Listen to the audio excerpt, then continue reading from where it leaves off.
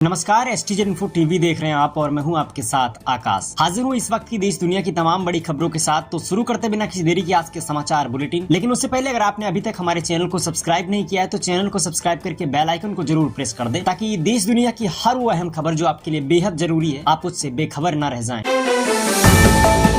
UP में दुकान खोलने के नियमों में बड़ा बदलाव, मकान मालिकों को मिली राहत। योगी सरकार ने भवन निर्माण एवं विकास उपविधि 2025 का ड्राफ्ट जारी किया है। इसके तहत अब 24 मीटर या उससे चौड़ी सड़क पर स्थित मकानों में व्यावसायिक गतिविधियों की अनुमति होगी। वहीं 45 मीटर से ज्यादा चौड़ी सड़क पर गगनचुंबी इमारतें बनाई जा सकेंगी। गाँवों में 7 मीटर चौड़ी सड़क पर भी उद्योग लगाने की मंजूरी दी जाएगी। मकान मालिकों को कम जमीन पर अधिक निर्माण की छूट मिलेगी और शोषण से राहत मिलेगी। लखनऊ के लोक बंधु अस्पताल में सोमवार रात एक भीषण आग लग गई। हादसे में एक मरीज की मौत हो गई और कई अन्य मरीजों को आनन फानन में अस्पताल से बाहर निकाला गया। आग लगने की खबर फैलते ही सभी मरीजों को तुरंत अन्य वार्ड में और गंभीर मरीजों को सिविल और बलरामपुर अस्पताल भेज दिया गया। इस दौरान आईसीयू में धुआं भरने से 2 मरीजों की हालत गंभीर हो गई। हालांकि आग लगने की वजह अभी तक साफ नहीं हो पाई, लेकिन प्रशासन का कहना है कि घटना के कारणों की जाँच की जा रही है। पश्चिम बंगाल में वक्फ संशोधन कानून को लेकर जारी हिंसक प्रदर्शनों के बीच सियासत तेज हो गई। भारतीय जनता पार्टी के पश्चिम बंगाल प्रदेश अध्यक्ष सुकांत मजूमदार ने इस विवादित मुद्दे पर बड़ा बयान दिया। सुकांत ने कहा कि अगर राज्य के 70% हिंदू तलवार लेकर घर से बाहर निकले तो मुख्यमंत्री ममता बनर्जी के लिए यह एक बड़ी चुनौती बन जाएगी। उन्होंने ममता बनर्जी पर आरोप लगाया कि वह हिंदुओं को डराने का काम कर रही है। इसके साथ ही सुकांत ने चेतावनी दी कि इस तरह की गतिविधियों का जवाब 2026 के विधानसभा चुनाव में दिया जाएगा। इस बयान के बाद राज्य की राजनीति में उबाल आ गया है और कई पार्टियों के बीच आरोप प्रत्यारोप का सिलसिला शुरू हो गया।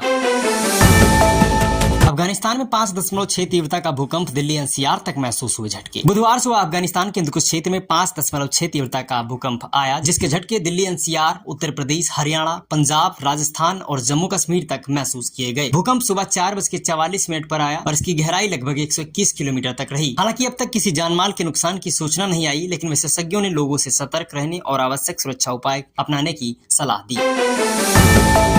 हरदोई जिले में मुख्यमंत्री योगी आदित्यनाथ ने एक बार फिर अपनी सख्त नीति का परिचय दिया। इस बार उन्होंने गुंडों के लिए डंडे को ही सही इलाज बताया। मुख्यमंत्री योगी आदित्यनाथ ने कहा कि अगले 2 सालों में भारत तीसरी बड़ी अर्थव्यवस्था बन जाएगा और साथ ही उन्होंने बंगाल में हो रही हिंसा पर ममता सरकार को घेरा। योगी ने कहा वहाँ की सरकार मौन है और दंगाइयों को खुली छूट दी जा रही है। इसके साथ ही मुख्यमंत्री ने कड़े शब्दों में कहा कि गुंडों के लिए डंडा ही सही इलाज है।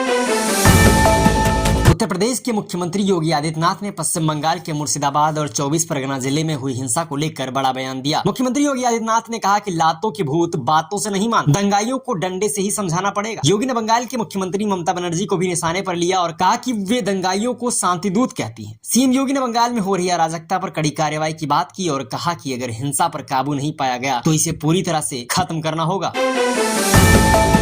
अमेरिका और चीन के बीच चल रही टैरिफ जंग का सीधा असर अब दुनिया के सबसे बड़े इलेक्ट्रॉनिक्स बाजारों में से एक शेंज़ेन के हुआकियांग बेई पर साफ दिखाई देने लगा। बाहर से तो बाजार में चहल पहल और मजदूरों की हलचल आम लगती है, लेकिन अंदर की दुकानों में खासकर चिप्स सेक्शन में गहरी मंदी और सन्नाटा बस रहा है। अमेरिकी राष्ट्रपति डोनाल्ड ट्रंप द्वारा लगाए गए नए टैरिफ ने चीनी व्यापारियों की कमर तोड़ दी, जिससे कई दुकानों पर बंद होने की नौबत आ गई। चिप्स और माइक्रोचिप सेक्टर जो पहले सबसे व्यस्त इलाकों में गिना जाता था, अब खाली नजर आ रहा है। अर्थशास्त्रियों का मानना है कि इस गिरावट से उबरने के लिए चीन को दक्षिण पूर्व एशिया जैसे पहाड़ी देशों के साथ व्यापारिक रिश्तों को मजबूत करना होगा, ताकि टैरिफ वार से हुए घाटे की भरपाई की जा सके। वक्फ कानून को लेकर देश की सबसे बड़ी अदालत में आज से कानूनी लड़ाई शुरू हो गई।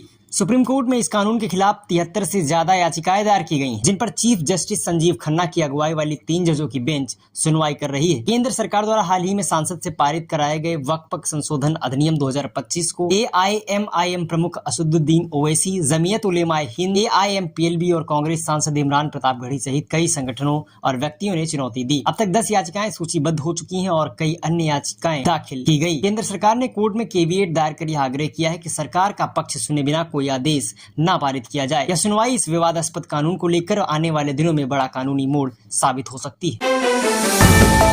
उत्तर प्रदेश में मौसम के बदलाव का अलर्ट जारी किया गया, जहां तेज हवाओं और बारिश की संभावना जताई गई। मौसम विभाग ने बताया कि 18 से 20 अप्रैल के बीच एक नया पश्चिमी विक्षोभ सक्रिय होगा, जिसके कारण प्रदेश के पूर्वी और पश्चिमी क्षेत्रों में भारी बारिश और तेज हवाएं चल सकती हैं। विभाग ने लोगों को मौसम के बदलाव के लिए तैयार रहने की सलाह दी और कहा कि इस दौरान दिन और रात के तापमान में वृद्धि हो सकती है।